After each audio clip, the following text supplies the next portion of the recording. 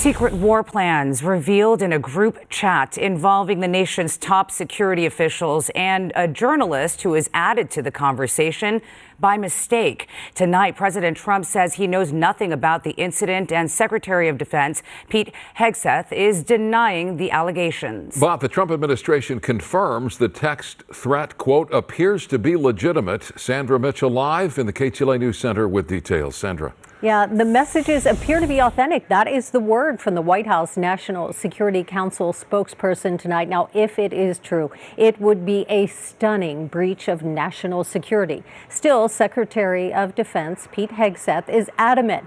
He says nothing confidential was shared.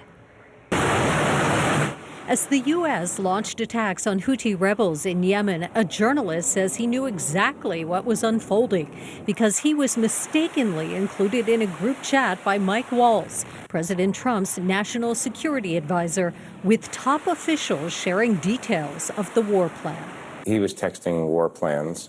He was texting attack plans, when targets were going to be targeted, how they were going to be targeted, who was at the targets, when the next sequence of attacks were happening. Appearing on CNN tonight, the editor of The Atlantic, Jeffrey Goldberg, detailed how he mistakenly was included in an encrypted messaging app with Vice President J.D. Vance, Secretary of Defense Pete Hegseth, and 15 other top officials talking about military strikes in Yemen. I didn't know what it was or who it was. I thought it was a hoax. I thought somebody was trying to entrap me. It was not a hoax. Back on March 15th, 2 hours after Goldberg apparently got the text, the bombing began. Nobody was texting war plans, and that's all I have to say about that. With some Democrats now furious over the apparent security breach and calling for an immediate hearing on the matter, Hegseth denied the allegation and attacked Goldberg's credibility. A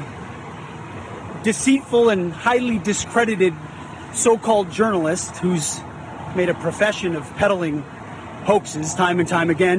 President Trump also criticizing The Atlantic and denied knowledge of the text and said the attack on the Houthis was successful. I don't know anything about it. I'm not a big fan of The Atlantic. To me, it's a magazine that's going out of business. I think it's not much of a magazine, but I know nothing about it. The attack was very effective, I can tell you that. I don't know anything about it. Some Democrats are calling for the ouster of National Security Advisor Mike Waltz. The statement from the White House is that President Trump continues to have the utmost confidence in Waltz and his national security team. Live in News Center, I'm Sandra Mitchell. Sharon, Micah, back to you.